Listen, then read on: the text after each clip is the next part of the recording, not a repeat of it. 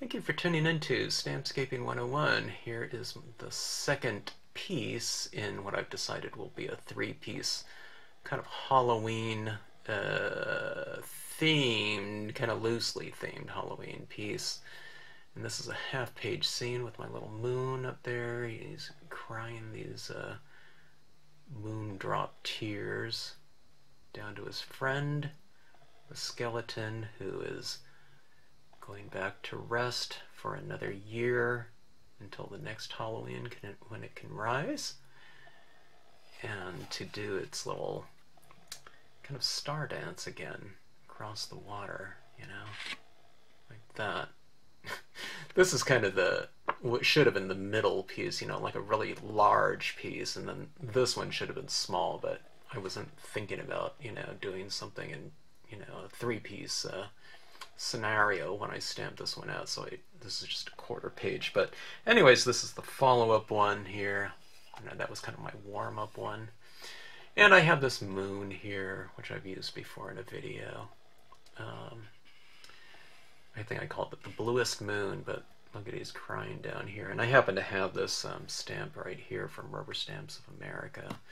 And I thought placing it like this in the water with its arm reaching up would kind of be a nice kind of dialogue. And I've, you know, trailed these tears down here with the white gel pen to, you know, for dramatic effect, you know, if it is. But anyway, fun little scene to do.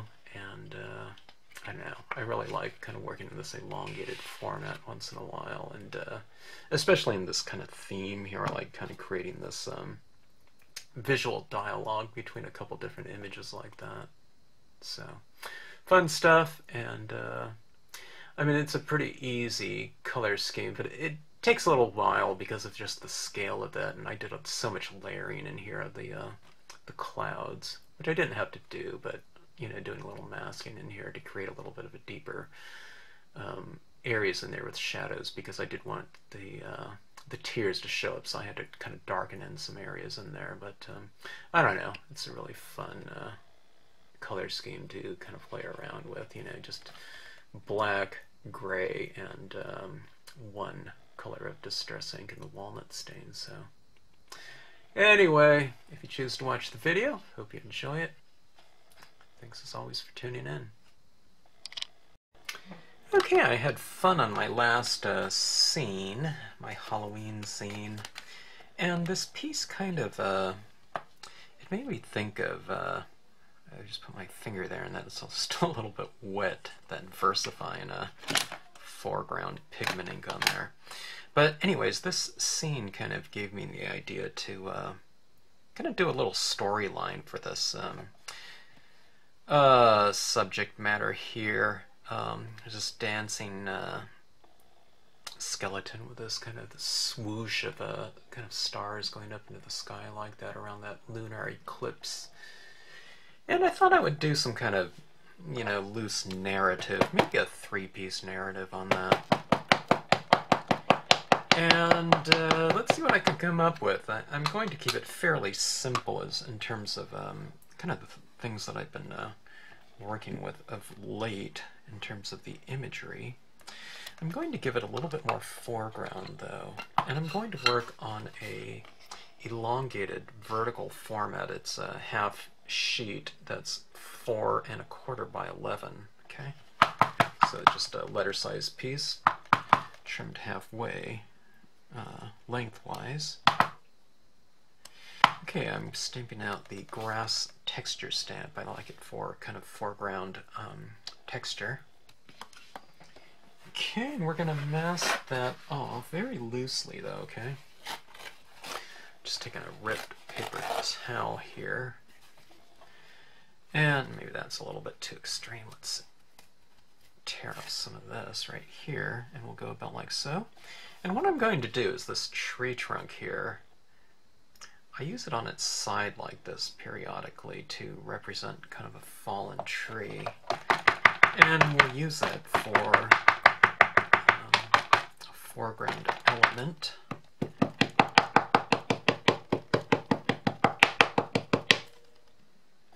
I think I need to re-ink my black inker. black pad. Okay, let's go about like, I'm going to put it at a slight angle. Okay.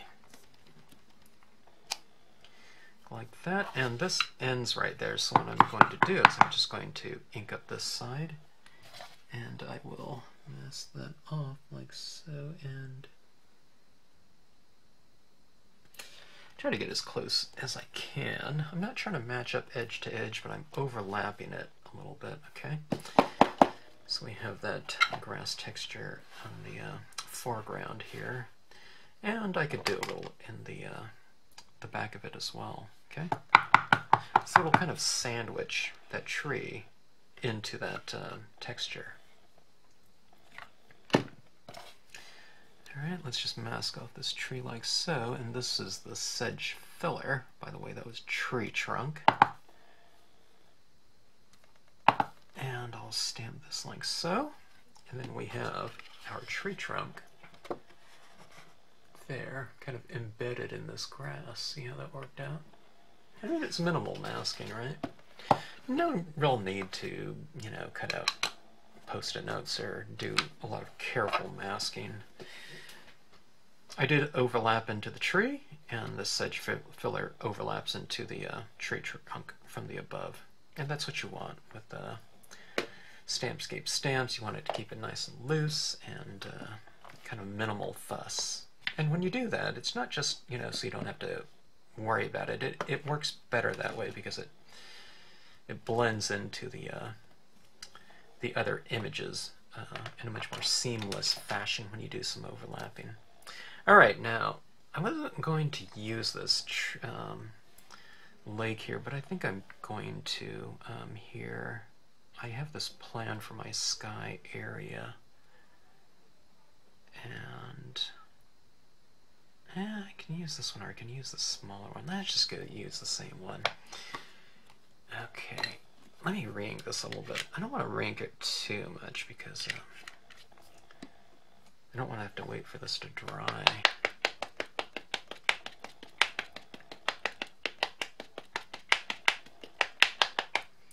Okay. And I have a lot of sky that I'm going to add to this, so I'll stamp it about. Yeah, it's a little bit lower than midway up. The length, the height, I guess.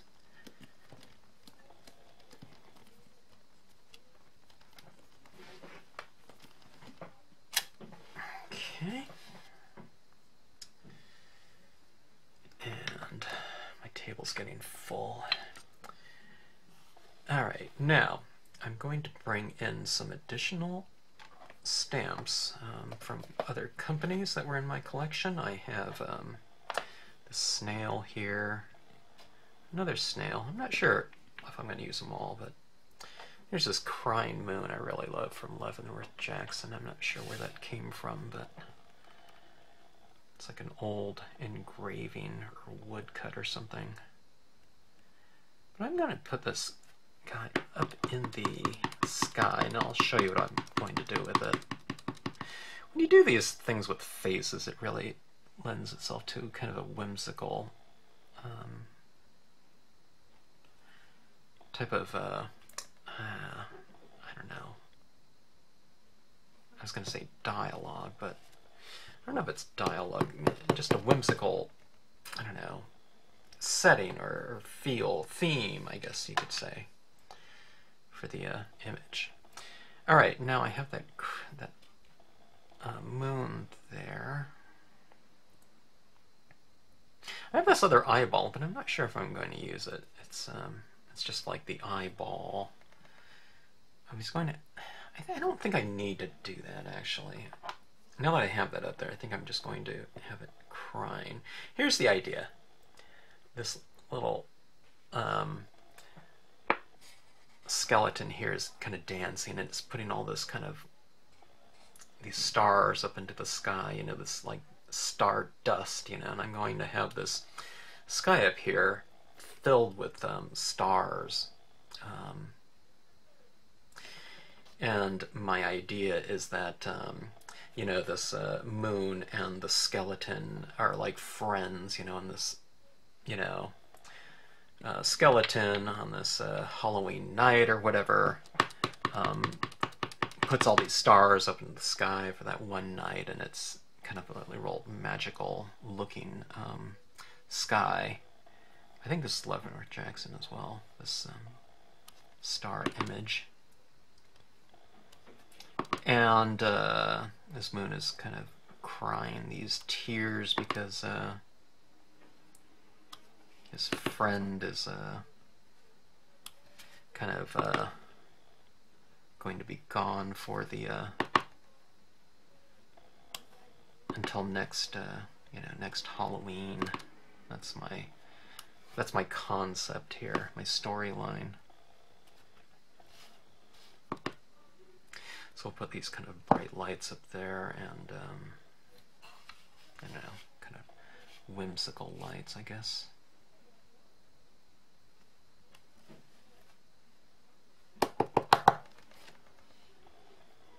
And what I have, I wasn't going to do this. I'm doing it kind of based around this, the imagery that I have. I found this skeleton right here. It's standing up. And I thought about having some stars coming off it, but I thought it'd be better if it's kind of laying down and kind of in the lake, its last kind of offering, to his friend up in the sky here. Kind of in the lake like that. Look at that arm kind of reaching up, and this one has the tears coming down, Tragedy, for the sake of drama in the scene. But it's about, it's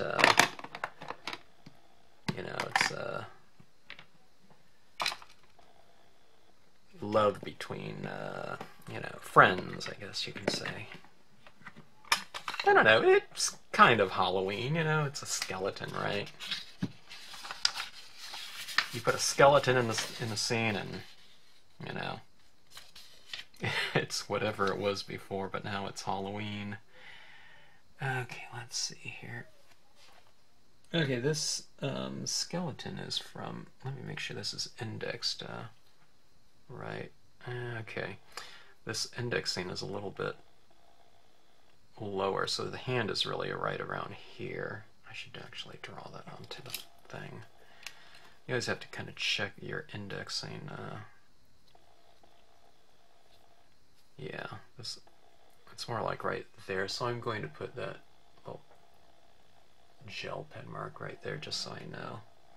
Because I do want that. I want that hand to match up with the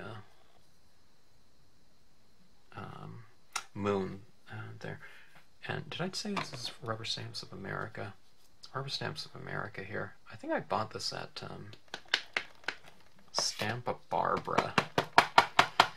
If you're a long-time stamper, maybe you don't have to be too long. I don't know when Stampa Barbara closed, but one of the all-time great retailers in terms of the history of rubber stamps, based out of Santa Barbara, of course. But I don't know. I probably bought, if this is where I bought it, I'm fairly sure I did, because it has that barcode on there that I think was the ones that they used. I probably bought it in Costa Mesa at their convenience store, or Orange County. Alright, let me see if I can get that.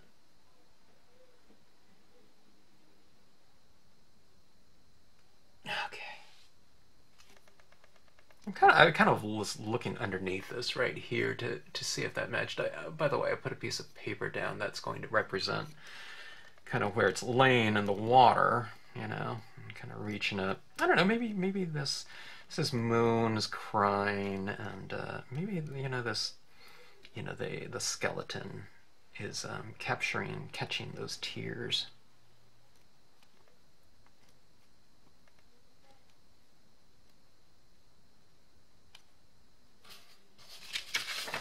Yeah, I didn't get as much. I would have wanted a little bit more in there. Some of the leg, I think. Can I still get that in there? See, I think this is tilted a little bit, so they...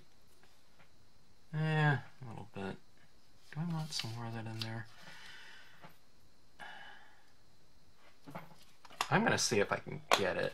I don't like doing that. This is where a stamp positioner could actually work. I don't need it for my stamps, but other companies' stamps. Sometimes a stamp positioner, I could see the need. I just don't need it for mine. I'm very careful about it because, see, I'm a lazy stamper, right? And you know, I don't want to have to think about that type of stuff, so I try to take care of it in the design itself, or I'm never going to need that. Okay, let me see. Just trying to get a little bit of the foot. I don't know if it's going to even read. Well, let's see if I can get it.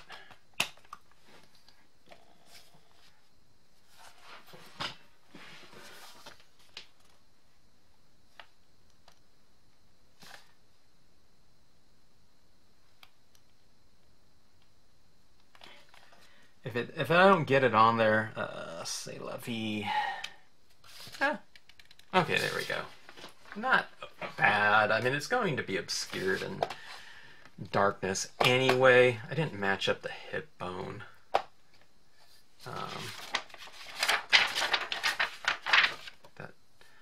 That bone song just went through my head when I said that, but you know, the connected to the song, or whatever you call it. But anyways, there we have it. I'll put in some streaks of color in here, and I also want to get my cloud cumulus stamp. The cloud will fill in really nice. Oh, I have it right here. Okay, let's do this. Let's do this cloud stamp in a light brown, I think, because I want it to be kind of more earthy color scheme. Let me go dark brown. Okay, that's the name of this Marvy pad. It's dark brown. You can be a distress ink, maybe the walnut stain or something like that. Could do it, but I think I'm going to use that one too. But I'm just going to use it. This cloud in a lighter color as well. Okay, I'll show you what I'm doing. The top portion of this, I'm going to wipe it off because I'm going to build up some clouds, and they're going to be lighter in value. So sometimes what I do is I wipe this off where the lighter cloud is going to go. Okay, so it goes from wet to dry, and it's dark to light, and it's moving into the lighter cloud. I'll show you what I mean. In terms of the application of this concept here, okay? Alright, so it goes wet to dry, and it goes dark to light because it's drier ink up top. And that's when I'm going to use the lighter color of brown up here, okay? So it transitions into it easier. Get it?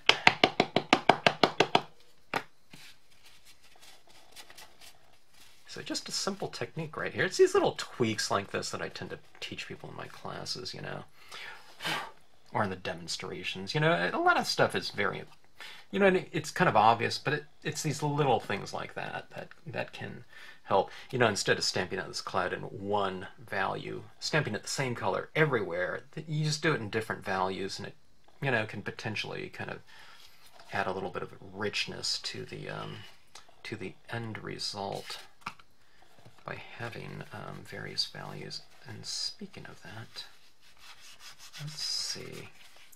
I kind of like that color. I was almost thinking about just blotting it off and doing it again, because that doesn't look too bad. Let me test this right here. Now this has some of the dark brown on it. Let me see what color this is going to be. Yeah, that's pretty good. Okay, I'm going to stamp it right in here. I'm going to wipe off the bottom where it blends into the bottom impression, and I'll blot it on the top where there could be some more, but I'm not sure. I'm just going to stamp it right over those stars because I can bring those stars back with these like white gel pens, so I'm not worried about just stamping right over them. Okay, see, there's the very light walnut stain, distress ink. But see how that just kind of blends in like that? Wipe off the top. Wipe off the bottom. I didn't wipe off the bottom down here because that just went straight to the tree, so I didn't need to wipe that off that time. Okay. Let's do this right here. Let's do a kind of a twirl. Now some of this is going to be obscured because I still want this fairly dark, even though it's a full moon out. Okay. Let's see, now I stamped it once, twice. Let's kind of bring it around this way. Do it like right here. See how it's nice and seamless? I'm using center pressuring, okay? I'm not rocking it like this and getting a real hard edge. See, like that? I'm just stamping it down. I'm pressing in the middle, and I pull it up. Plus, if you just kind of wipe off the edges if you want to, okay? It doesn't mean you have to, okay? If you get the feel of it, but this kind of just gives you a little bit of a head start in terms of the blending aspect of it. And this cloud, there's a lot of tight detail on here. When I was drawing it, I don't know if I could do it these days, but there's no two dots on here that actually touch each other on the outside perimeter there. I was so exact with those technical pens. I don't even try to do it anymore these days, but what I'm getting at is that it should blend in nice and easy for you. Okay, see that right there? Kind of gives it dimension though, doesn't it? By having different values in the same stamp. Right in here I went for, you know, another impression of it, you know, like a second impression. I mean, if you want to, you can... Well, I have this skeleton down here, so I don't want to obscure that, but let's do this right here. This is fun. I don't even know if this will show up, you know, but, you know, after I tone everything in, but just to get a little bit of a kind of texture down here as well. So down here in the water, so that's what it kind of looks like that.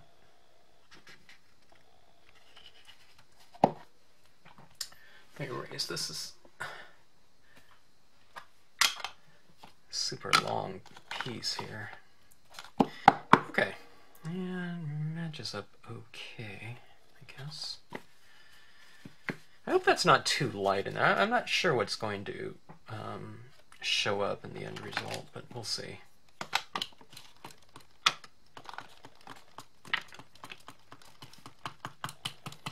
All right, now let's see.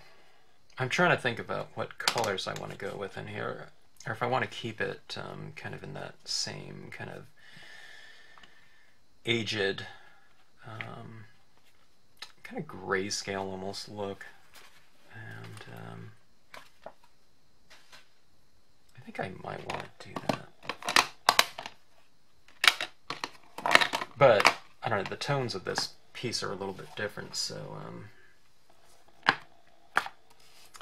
not sure what gray will look like. I'll have to bring in these same colors that I stamped out my clouds in the coloring process as well for those to kind of make sense in terms of that hue. But let's start off with some London fog. I'll kind of go grayscale for right now. Alright, now here's the thing. If you want to keep some things kind of remaining nice and light, then just don't color them out. If I keep some clouds a little bit light, that's always the type of thing where people kind of wondered how you do it. You know, how do you get that cloud white in there, you know?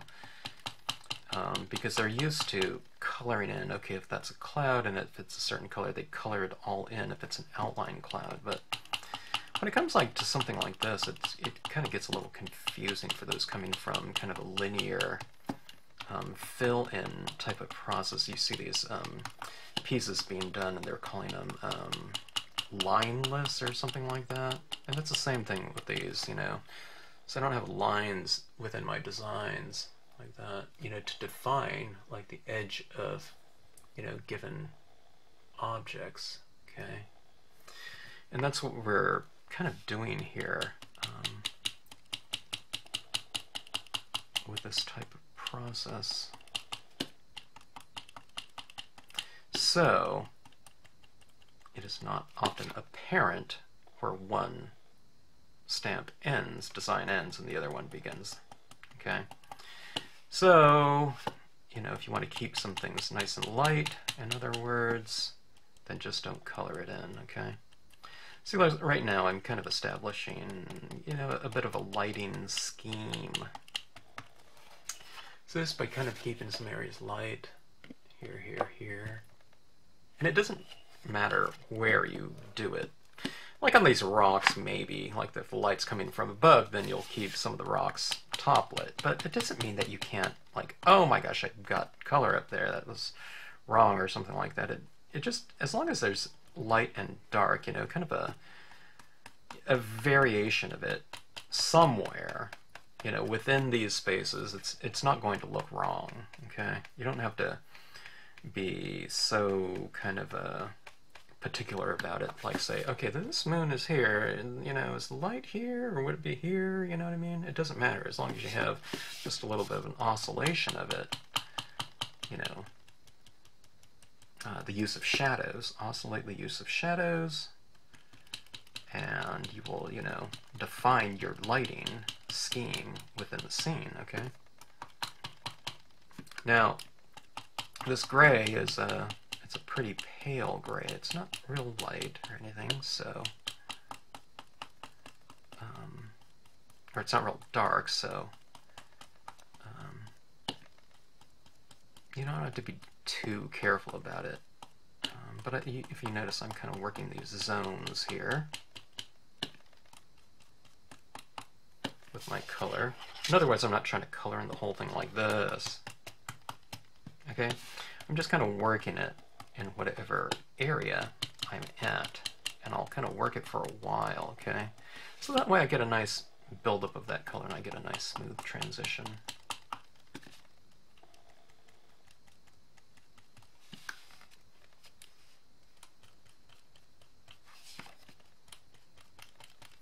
Okay, here's this tree trunk in here. If I want to kind of give it a little bit of dimension, I can kind of add some of this down here like this and add a little bit more in the shadows, like in the, you know, the base of it, and leave the top a little bit lighter.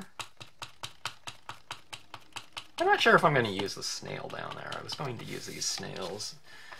The snail kind of represents time, but I think it would compete with the skeleton, so maybe I won't do that.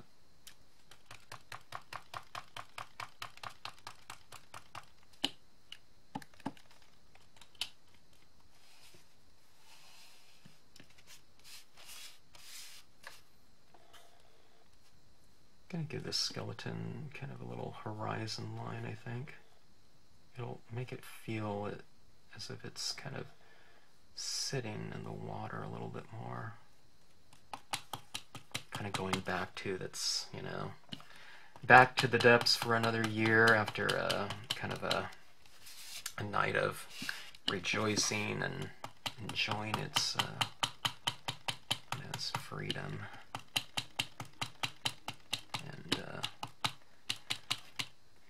Two friends playing together, moon and the skeleton.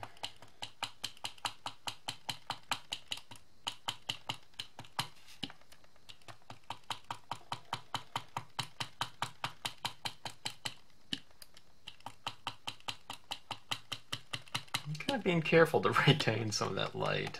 It's easy for me to eradicate all that too, you know. I'm always kind of preaching that, but yeah, I get a little bit close, you know, once in a while to some of these things where I tap over it too much and I lose my light.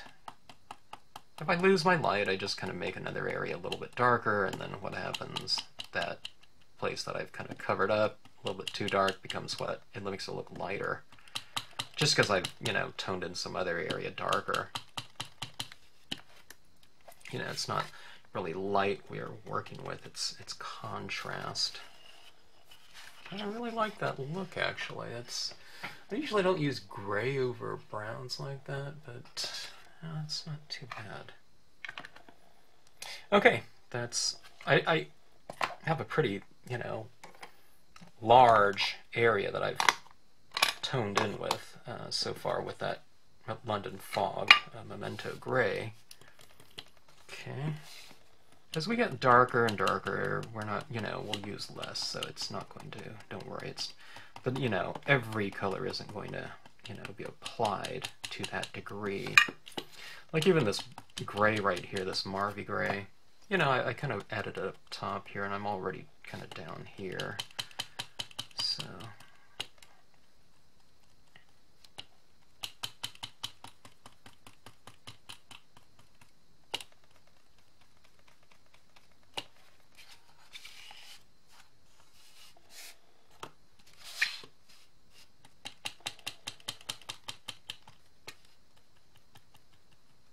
I'm kind of working in as far as my timeline goes, I see this as kind of the middle piece.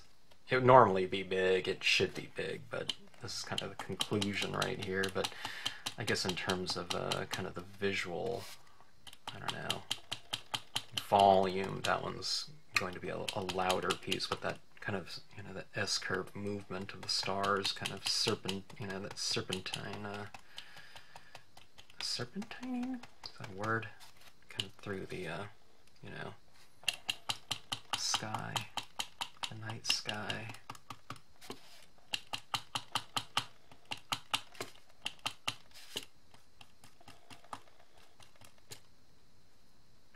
Okay. Let me take this right here. I'm going to mask off that water line, and I think I'll make the water darker than the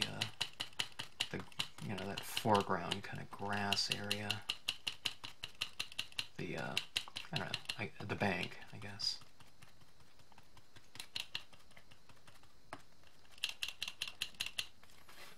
Something like that.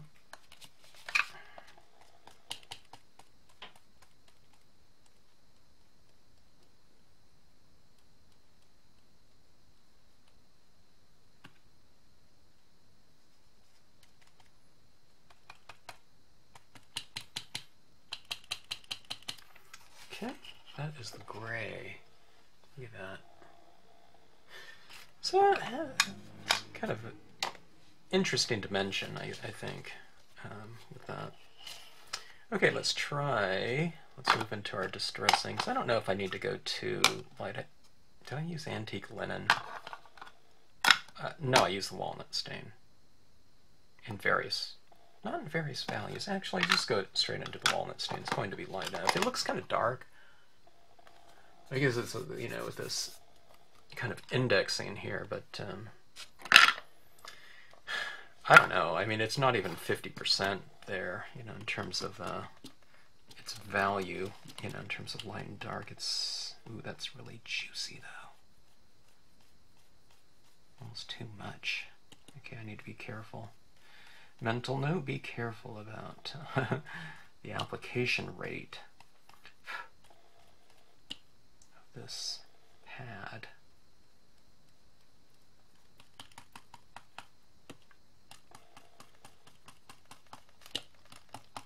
It's really warming this thing up, though.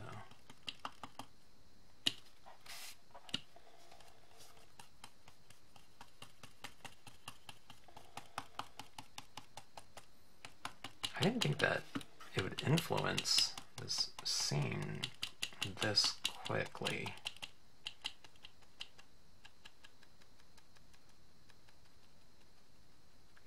Trying to get a little tone around that moon.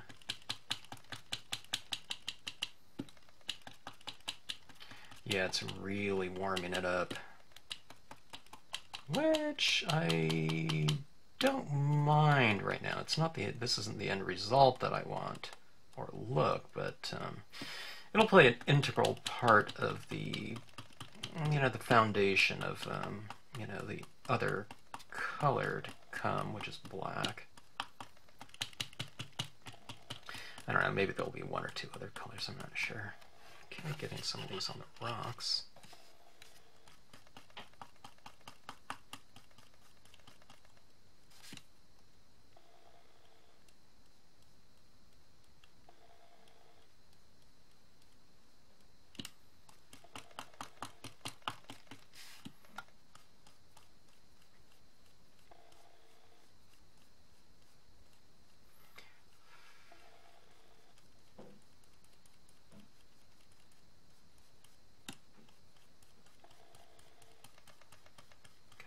Some of this into the shadows and at the base of the rocks. Okay, let's add some of this to the tree. Some down here in the grass as well. I'm being careful to retain my lighter areas, or if I go into the lighter areas, I don't want to come into it with too strong of an application.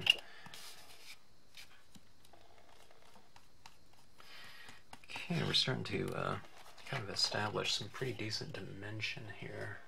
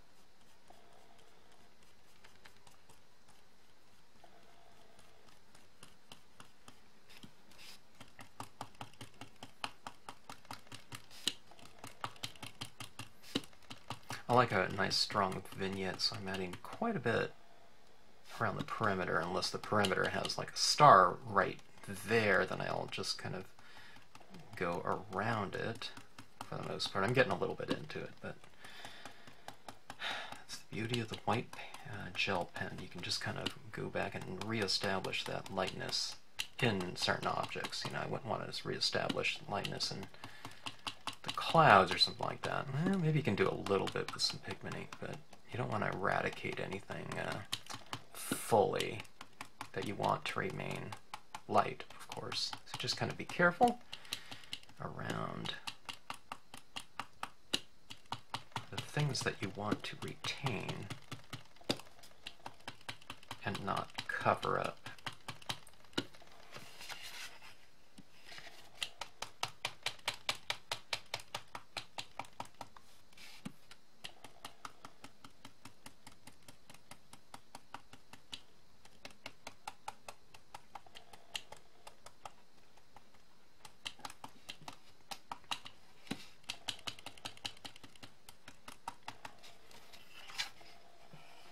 Okay, not too bad so far, so good.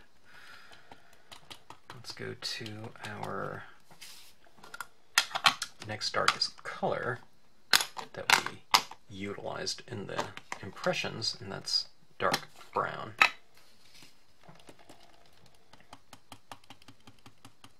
It'll be a kind of a combination of dark brown and that walnut staining, because I didn't clean out my pad here, and it has, you know, the previous color that I've used, that I've applied, as well as the new, so it helps me to get a nice smooth transition, because it's a combination of the two colors that I have in here, my tip.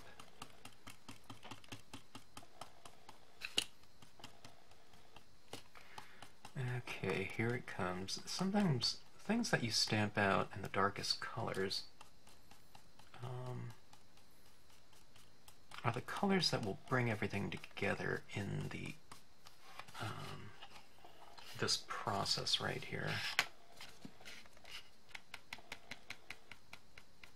I do need to use black as well, because I did use that, so, but this brown is starting to really pull things together, even on it you know, on its own without the black so far.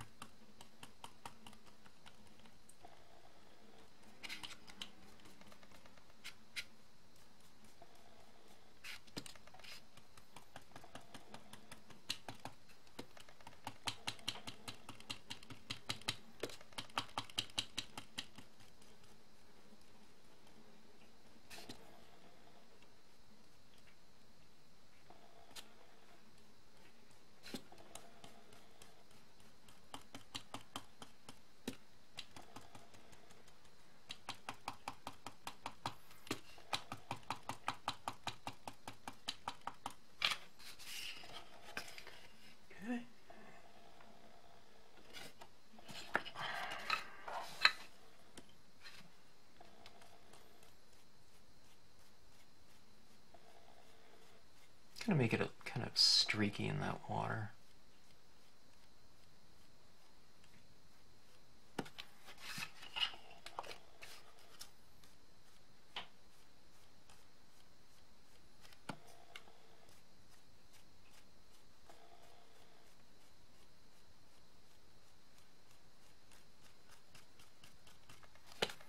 All right, some of the tree.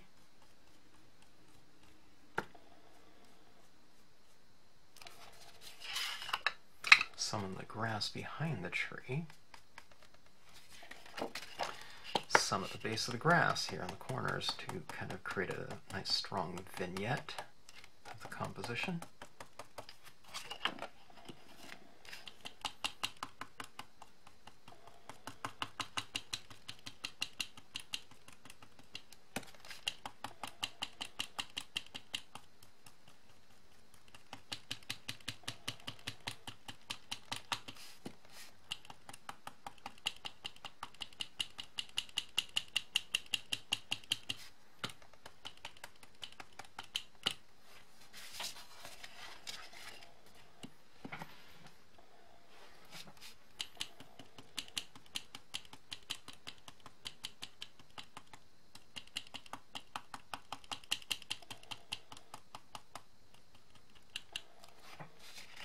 Alright, sometimes I can't get into these clouds without creating a bit of a mask.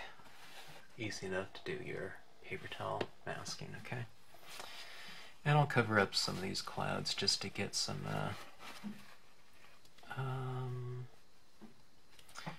kind of texturing and value building behind them. Something like this, you mask it off like so, then you get that nice line, you know.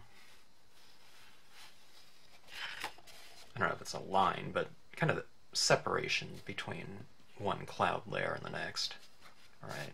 Now you're saying, well, I can't tell where one end cloud layer is and the other one begins. Well, it's not really there inherently, you're just kind of defining it. So if I put this here and then tone behind it, where I'm creating a little bit of separation between it and the background. So let's do a little bit like this. Right here. I'll add a little tone here. And there's my separation. There. Okay, see that? Let's blend that in a little bit though. It's a little bit too harsh, so let's blend that in a little bit. Like so. Okay, and I can create another one wherever. Let's go, I don't know. Let's do something like, how about this? A little tone down like so.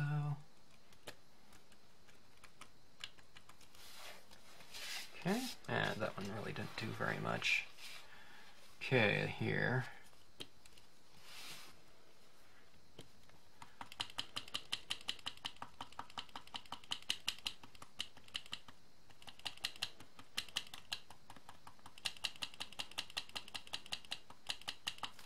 A little bit of a separation here. I think this will be good right up here, with a little bit of separation from the background.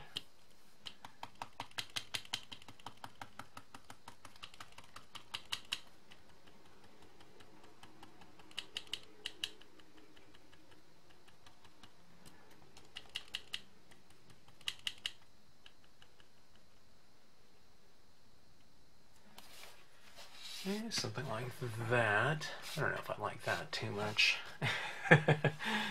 So what I do is I just come back in here and just let's round it out a little bit.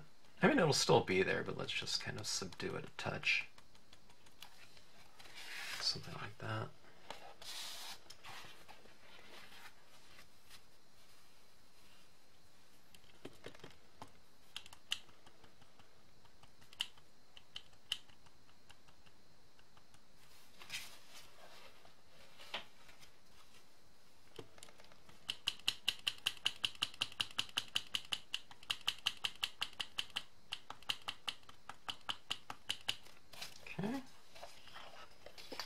Something like that.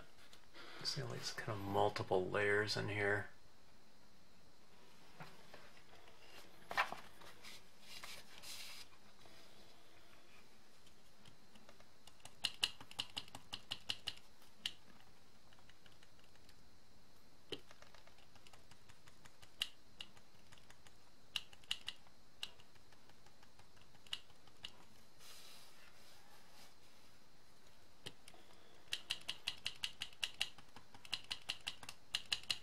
Now, I don't always do this with the cloud. I mean, it looked fine without it, but kind of creating a little bit more of this, I don't know, crazy layering, I guess, just due to the kind of visual, I don't know, kind of narrative that's going to be in here, so I think it'll look good. We'll see.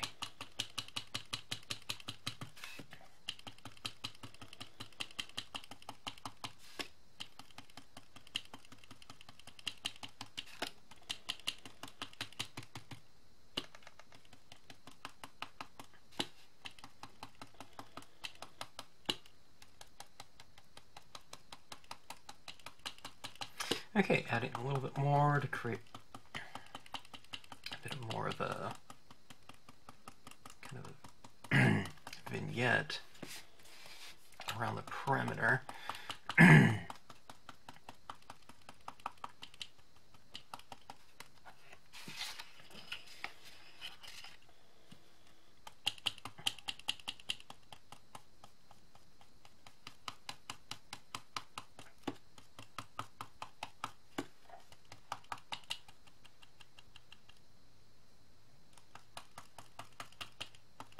Alright, this is the color that I'm looking forward to getting to, which is going back to the black that I stamped out my imagery in. Okay. Kind of have to clean up around here. Every time I'm turning this big piece, I'm running into, you know, stuff. I'm running into media all around me. Okay. Just some black Marvy ink. Use whatever black you use to stamp out your imagery, your favorite black. Okay.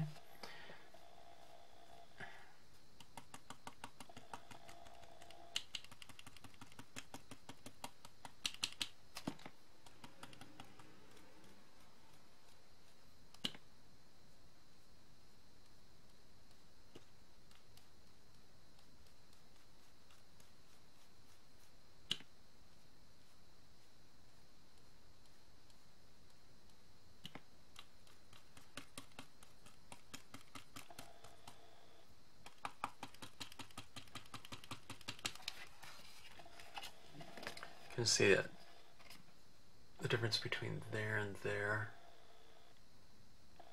That kind of deeper shade. It doesn't look entirely black because it's kind of a gray that I'm laying down like that. And it's over the top of the brown, so we're getting some kind of fusion of it. Now, if I keep doing this and I just keep you know, doing it forever, it'll eventually get to black, but right now I'm getting these kind of subtle gradations of it, of the two, mixed together.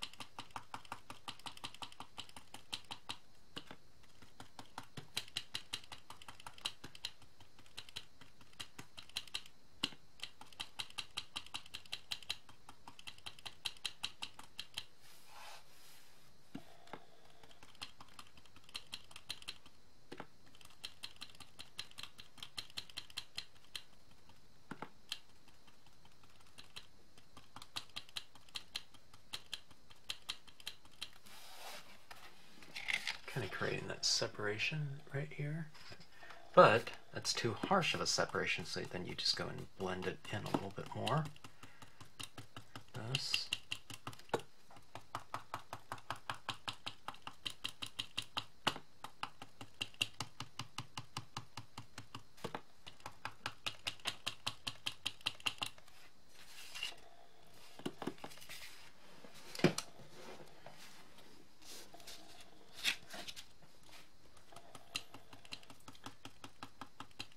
Top left and right to provide that nice strong vignette and to kind of close off the top of the composition.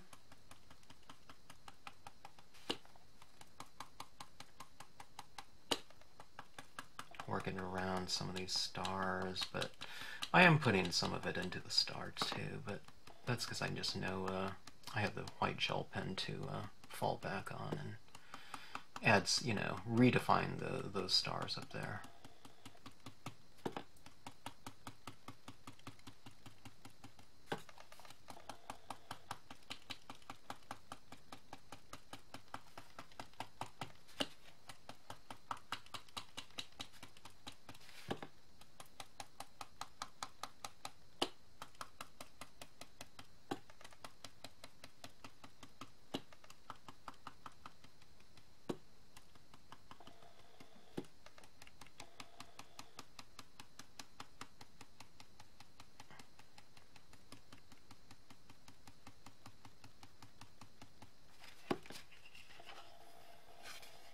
Okay, that's a look.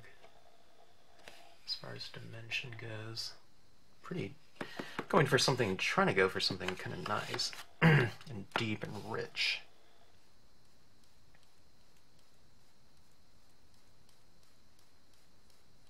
Okay, I'm kind of creating a little bit of separation between that foreground or the shoreline kind of grass and the water.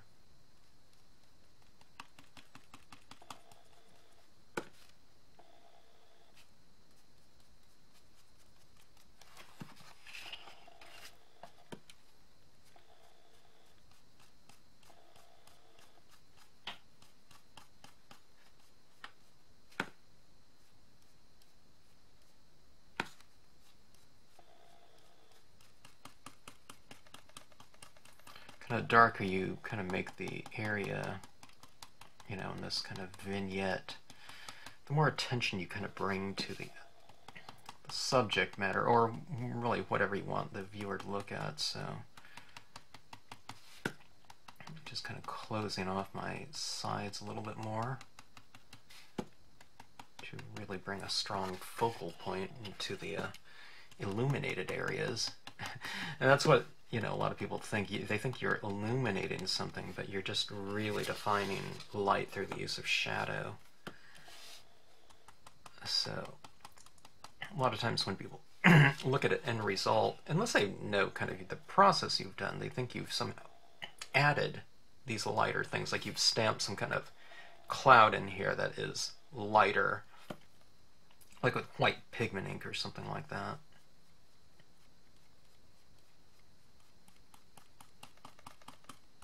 But the whole trick is just to keep it light, don't tone it out. So when people do that, they give their cards to their friends and family and loved ones and whatever. They baffle and astonish people. You can do that. I'm just joking. But nevertheless, there is some questions about it a lot of times. Okay. Not too bad. I love this kind of warm toned color scheme, even though I am using a lot of blacks in here and you know, really getting it layered. I mean, you know, working through those other tones. I mean, this is a lot of black over here, but look how rich that is in terms of color scheme. I mean, it's not that heavy in terms of my layering of different tones of ink, but you know, it's, what is it, 3 or 4 colors, and you can get a really rich looking surface, you know, by doing this kind of layering effect, because the colors underneath, even underneath my black over here, are showing through the black because the black is transparent. Even though, you know, if you lay it down pretty heavy, it can look pretty opaque. You can cover, but like I said, when I'm laying this down, even in pretty thick saturations like this, okay, it's still not pure black like that. It's, you know, it's more of a gray scale, okay? So the colors underneath are influencing the end result. All right. Okay, now there are some things that are easier done with markers, okay? Someone asked me today about why do I use markers, and it's because, well, if I want to get a little tone in, like you know, some little specific, here's some colors of markers that you can use. Okay, there we go. See, that's the same kind of values, or hue that we've used in our inks, dye-based inks. Now, I just want to put some of this on some of these rocks.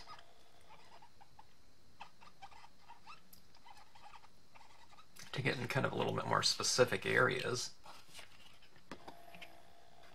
Kind of like down in the shadows or something like this. Like I was going like this. Like I can't, you know, with this tip here, I can't get like this little area, you know, over the top of that rock and under, you know, on the side of that one. So, you know, so I mean, these little tips like this are much easier to handle. It's like no different than, you know, why you would buy multiple size of, you know, paintbrushes or something like that for certain usages within a painting.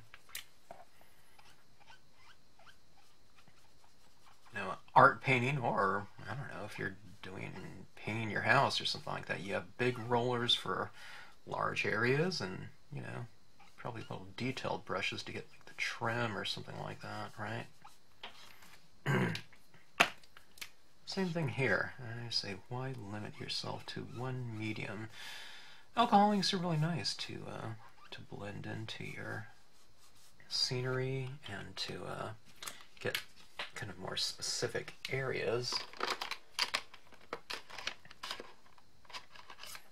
Okay, here's my skeleton. Let's get a little color on the skeleton, even though it's white. That's a little bit too dark right there. I can kind of blend it out a little bit. It's on the head, the back of the head. Even though the skeleton's white, it's in shadow. Maybe it's being backlit. Yeah,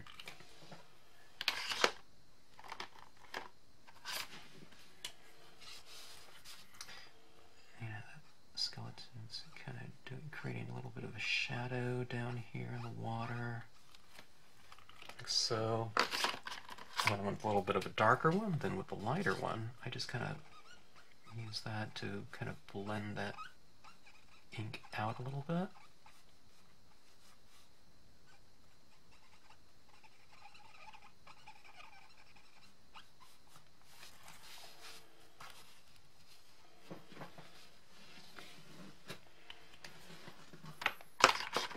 Let me see if I can hit that little area down there with a little bit of black too. Okay.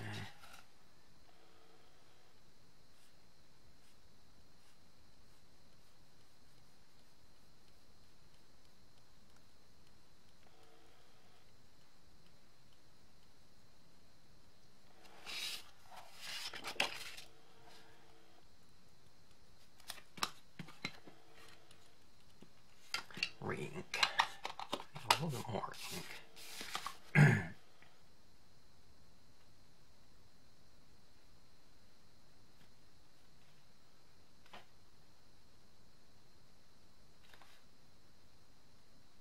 This little character was looking so festive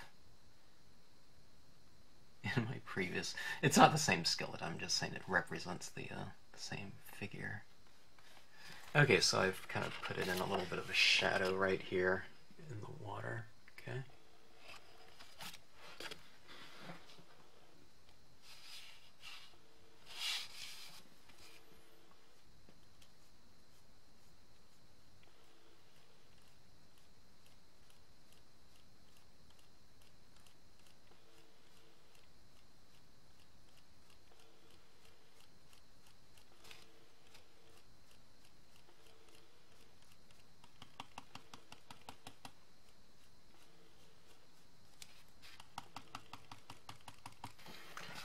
Okay.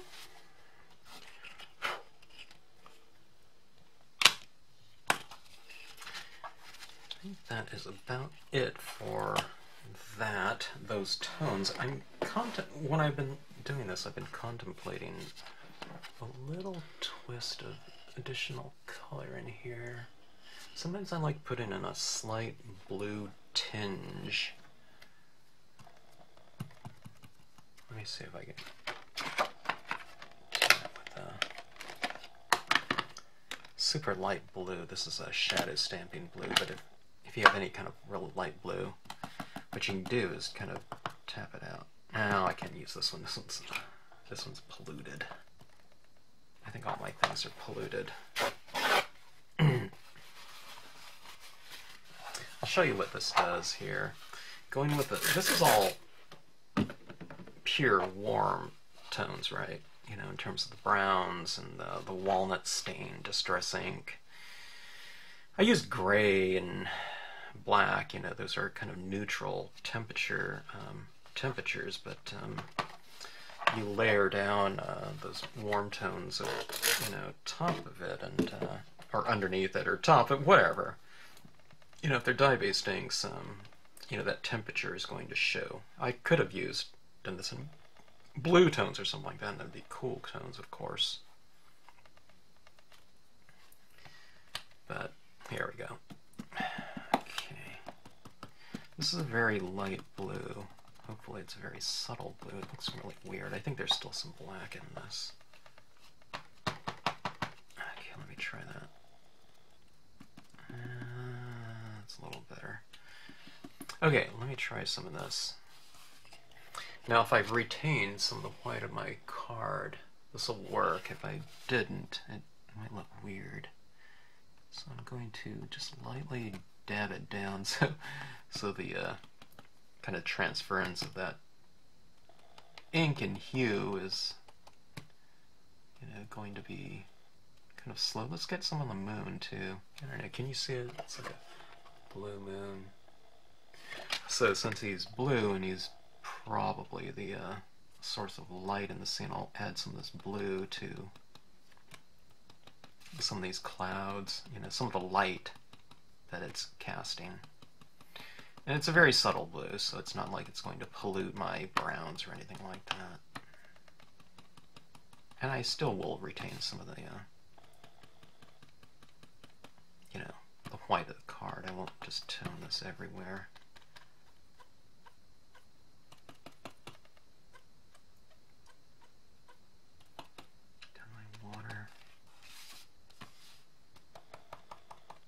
I'll hold this up and we can see if you can see it. Okay, there's a very subtle blue there, and hopefully you can see it a little bit in this these clouds here. It's a little bit of a change of temperature. There's a touch of blue, and right down here, I carried it down all throughout the landscape in areas that, you know, I've retained some of that blue, or the white of the card, or page, or whatever, paper. Okay, there we go. It's a little bit more, I don't know, kind of dreary, so, but I think it's rich, and we've tweaked the lighting scheme and temperature range, you know, completely. We didn't have any cool tones in there at all. Now you've introduced cool, but it's a very subtle cool tone. Alright, we have more things to come here. And this is where kind of some more of the fun begins. Let me take a look at these. Are some of my new Shuttle Art pens. Hopefully I have a really pale. Ooh, that one's not pale enough. Oh, here we go. I got 88 pens here of all kinds of different values and quite an incredible price. So I want, see, this is what I want right here. This is a blue-gray. Look how pale that is. I mean, you can barely see it. I can barely see it. And I'm sitting right in front of it. But this is what I like to do. I like to go in and add some little details. Like, see what these shadows are on this moon? I can kind of go in and color that in a little bit more. It's so subtle I can't even see it. The moon's already kind of darker than this pen here, so it's, I can see it a little bit. You know, I can get kind of a little more specific areas. Here's a skeleton down here. Go up in its skull a little bit. I can even come down on this arm, maybe. There's the hip bone, knee bone. Let's see what I have. Let's go back to that pastel blue.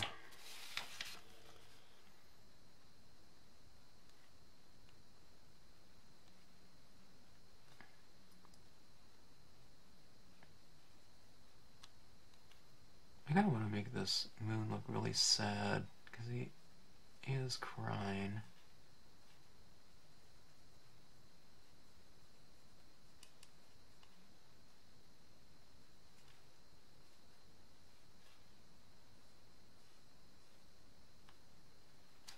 Okay. Let's go back to the blue-gray and kind of blend that out a little bit.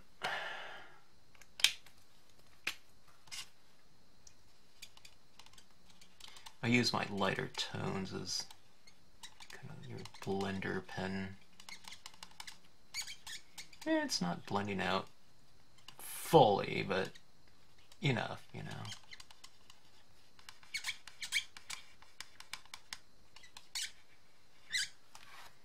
It looks quite miserable to me.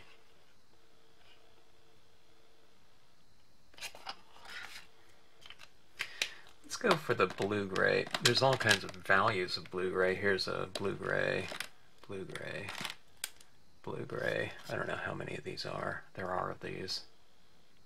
How many of these are? Okay. It's, you know, kind of, if they've been crying, maybe their eyes are a little bit more saggy.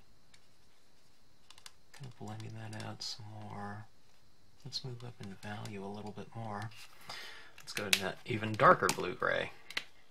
I keep opening up the wrong sides here. Oh, I can see it says fine right here and broad right here. So I just got these pens. I'm not really super familiar with them.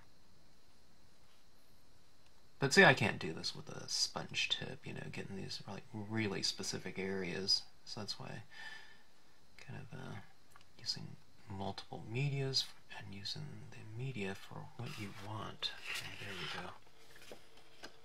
go. Nice and sad. But at least they had the night together to have fun and play, and there's all these stars up in the sky now. Speaking of which, let's go to, I have these 3 white gel pens. It looks like this one has the most amount of ink in it. I was using these early and it really used my pens, it occurred to me, are quite empty of ink, so okay.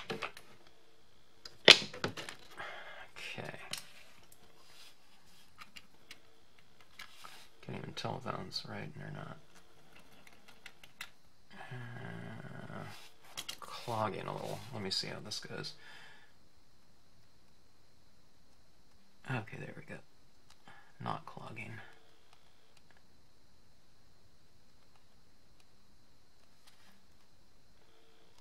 I know there's clouds up here, but whether these are stars or just kind of twinkles, I want it to be kind of a star-filled night that the dancing skeleton conjured up for the moon to give it its yearly light show. This is just my little narrative that I'm making up here, you know. It's not some kind of set storyline or anything like that, but that's what you know, I'm just coming up in terms of what this might be depicting, in terms of a three-piece narrative that I think I'm going to end up doing. I've kind of done the second and third one. I need to do the intro.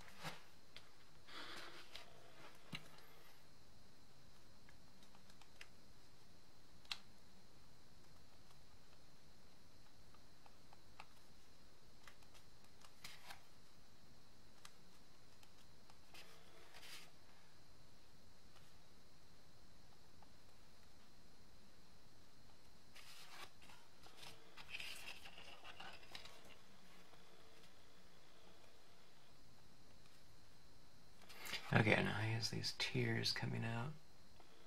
Poor sad moon.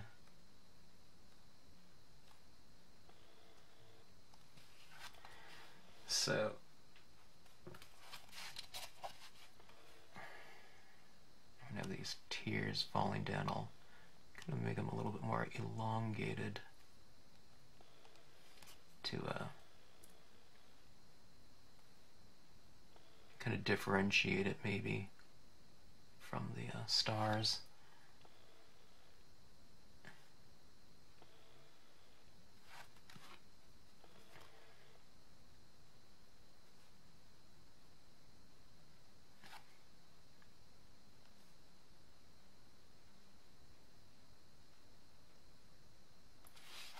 Try to create a little bit of tension by having that little tear right there.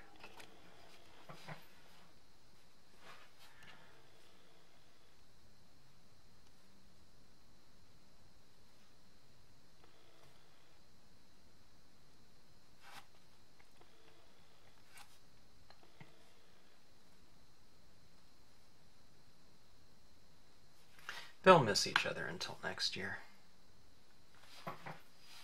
Okay, so here's a little trail of tears. I'll try to give it a little bit more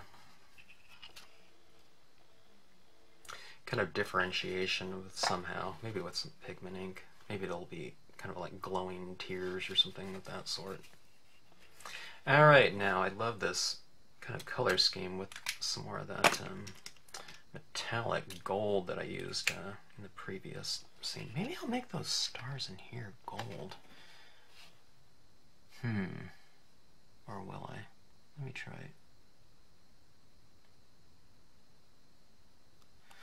Actually, that doesn't look too bad.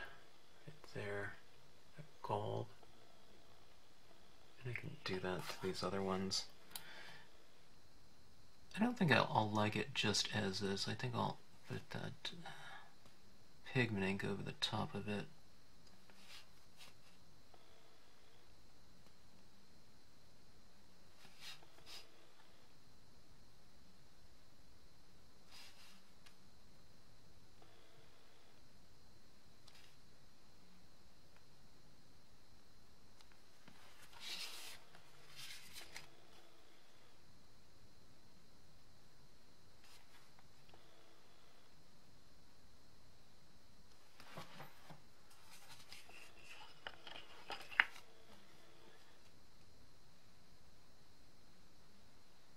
Hopefully we've created a little bit of a sense of kind of deep space here in terms of the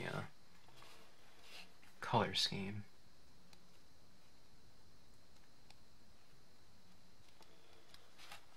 Okay, let's put some of this gold up here. Some of those little specks of light up here.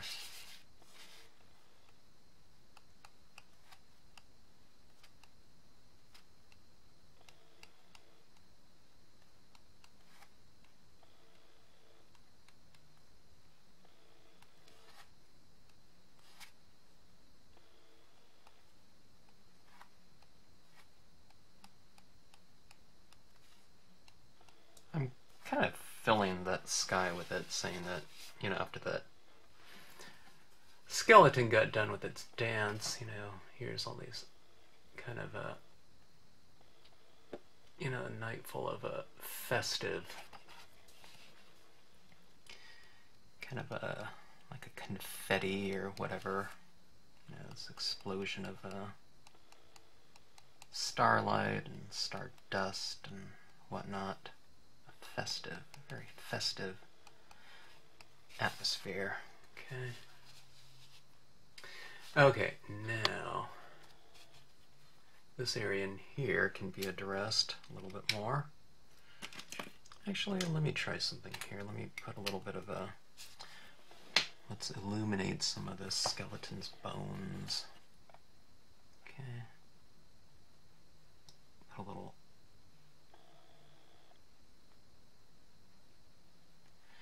white on it, some of its fingers, just to pull it out from the background a touch.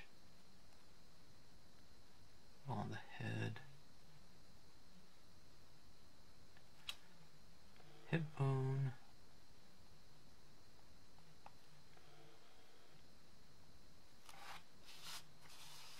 this is probably a very strange narrative from what you're used to seeing in scenic stamping.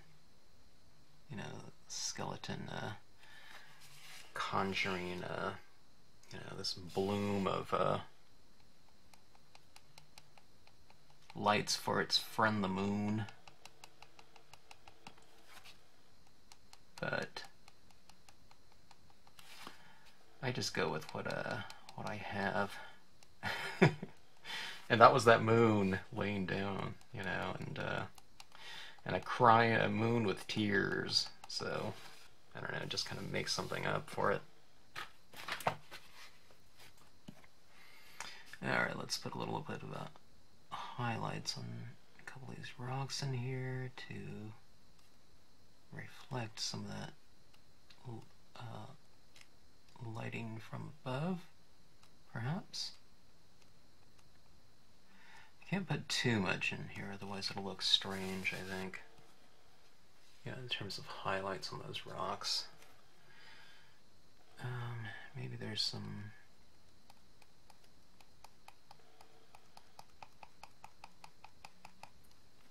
kind of little sparkles still coming off of the skeleton's hand.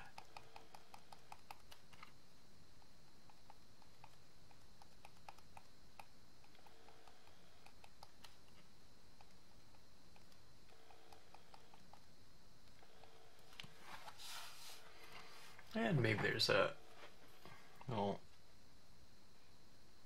twinkling specular light here and there in the water.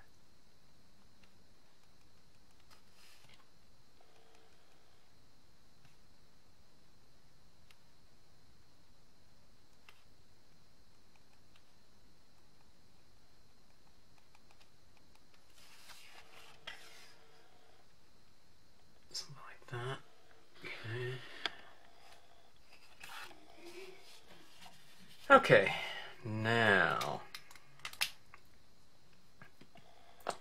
let's add in some foreground.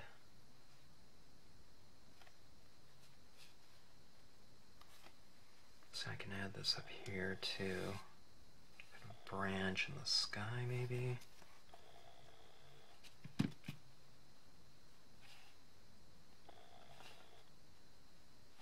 I'm not sure.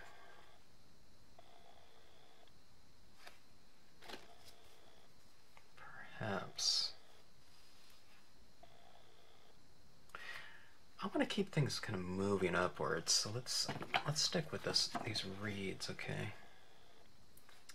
What I'm going to do is I'm going to sandwich this tree trunk into the foreground a little bit more, okay? I have a couple different sizes of this reed stamp, and I think I'm going to stamp it out in a Marvy black behind my tree trunk first, okay?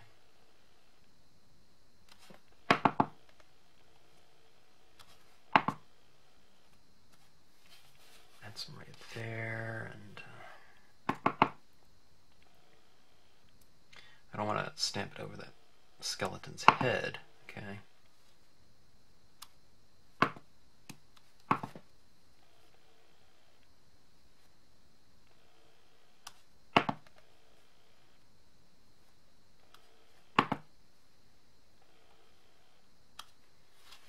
Something like that, okay?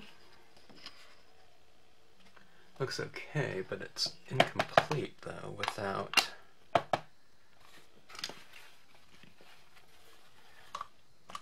here. Let's do something too. Let's add a little highlights and some of this grass in here,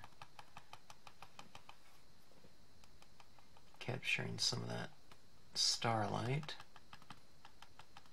Maybe it's kind of reflecting off some dew in the grass or something of that sort.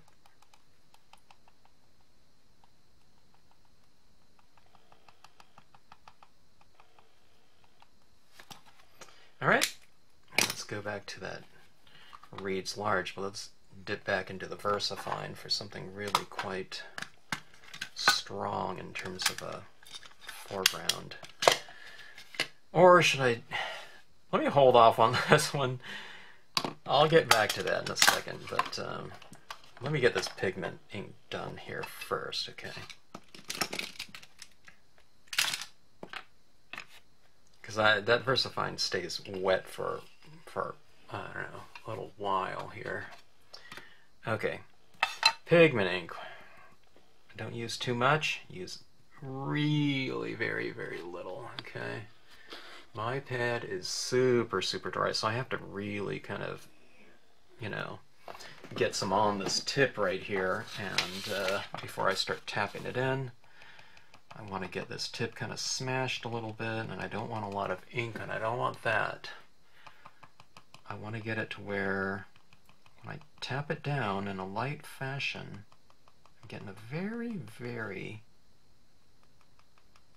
light application of it, okay? And I want it kind of even too. It's a little bit chunky on here right now. Let me see if I can kind of smooth it out. Okay, something like that. I kind of made a couple areas in here a little bit blotchy. Let me go back to get a couple spots on here re-applied.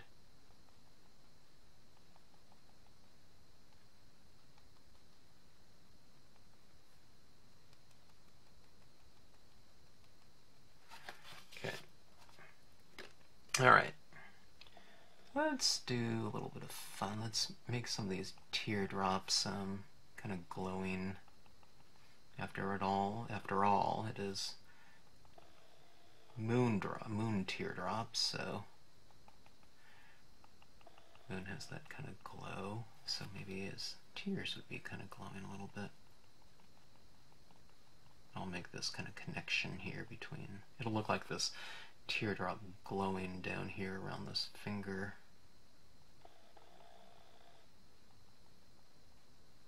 Try to hit the bottom of the drop, you know, that little glowing bit. I'll hold this up so you can see it a little bit easier.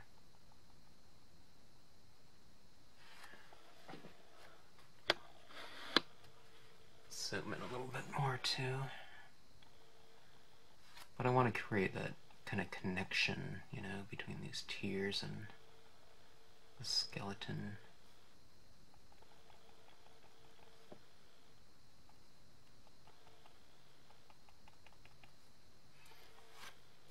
Okay, so here we have it. And this sad moon, so kind of that pigment ink around these tears here. It's like little glowing little moon drops or something like that. And there it is, right around that finger, kind of glowing there, creating that. Maybe, I don't know if there's a lot of visual tension. Maybe a little bit, you know, not too much, but I don't know. It's kind of fun. All right, now let's make some of these stars kind of glow a little bit. Maybe that, maybe not. I don't know, that pigment ink kind of looks weird. Let me put some of this pigment ink around some of these other stars. Some of these white dots. I could probably put one on some of that gold drop too, maybe.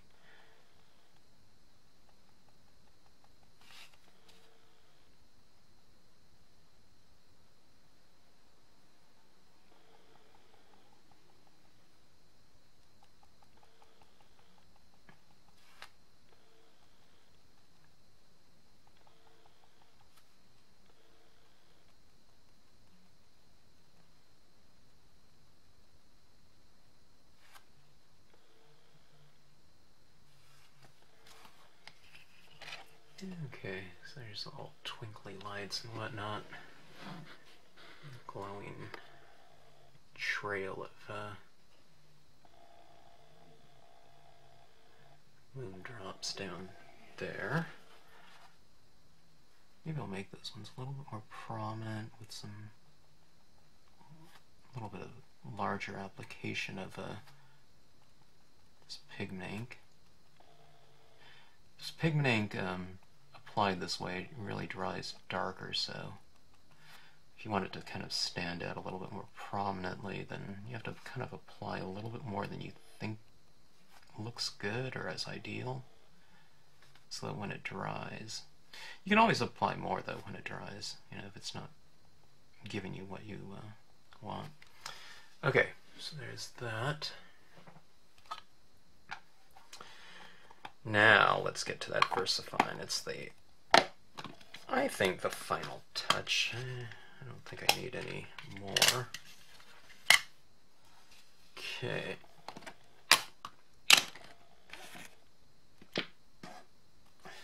Let's take a little zoom in here. And for my foreground, using my VersaFine.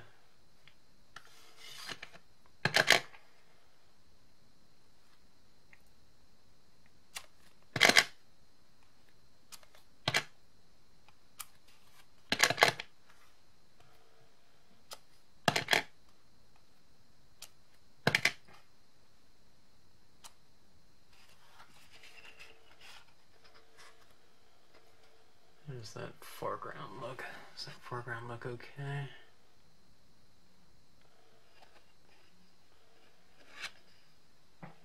Moon.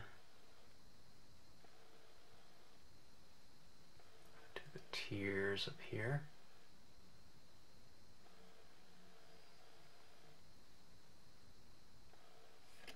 All right. There's the second piece in my Halloween trilogy. Not really trilogy. Triptych? Maybe triptych. Trilogy would be more of like a 3-story thing. This is more 3 pieces for the same story. But look at this. Look at those like gold in there. That gold really captures that light. See that like